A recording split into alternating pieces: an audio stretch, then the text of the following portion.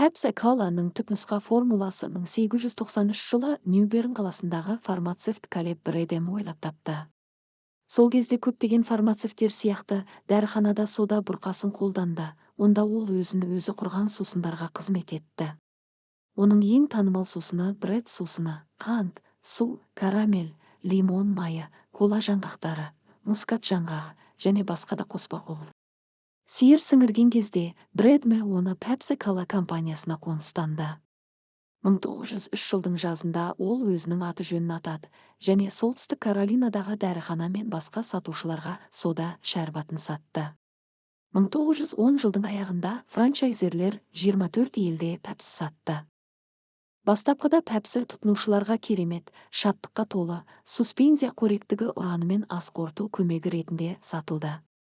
Бірақ бренд дамыған сайын компания тактиканы ауыстырды және орнына Pepsi'ті сатуға атақты күшін қолдануға шешім қабылдады. 1913 жылы Pepsi компаниясы баспасөз өкілі ретінде дәуірдің атақты жүгірушісі Барни Олдфилдті жалдады. Ол Pepsi Cola сусыны сені қанағаттандыра ұранымен танымал болды. Компания алдағы 10 жылдықта сатып алушыларға жүгіну үшін атақты қолдануға кіріседі. Күн жылынғалы ішетініміз газды сусындар. Ал оның екенін білеміз бе? Дүкендер мен сауда сөрелеріне бара қалсаң, олардың жеті атасын көресің.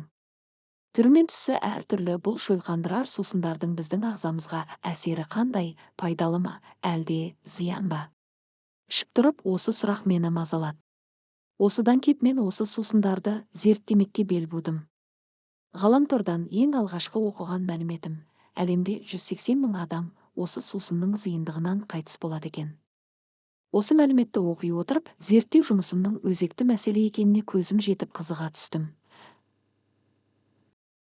Жазда сусындардың нағыз саудасы қызатын кез.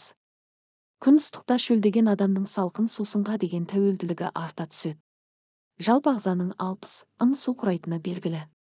Ендеше бойдағы тепе-теңдікті сақтау үшін күнделікті қажетті мөлшерде су ішіп тұру қажет.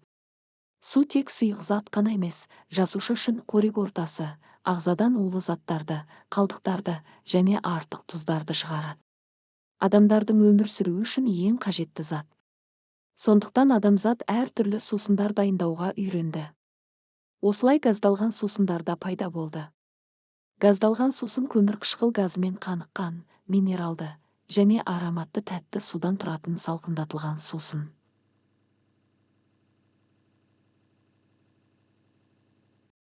Газдалған су әлсіз, орта және қатты газдалған болуы мүмкін. Дүкендер мен дүңгіршектерде біздерге үнемі тәтті, түрлі түсті газдалған сусындарды алуға ұсыныс жасайды. Сонымен бірге телеэкраннан да газдалған сусындар туралы жарнамаларды жиі көзіміз шалады. Онда сусындардың қалай шөлді қандыратыны туралы, олардың керемет дәмдері туралы айтып жатады. Газет пен журнал беттерінен де керемет сусын жайында жарнамалар беріліп жатады.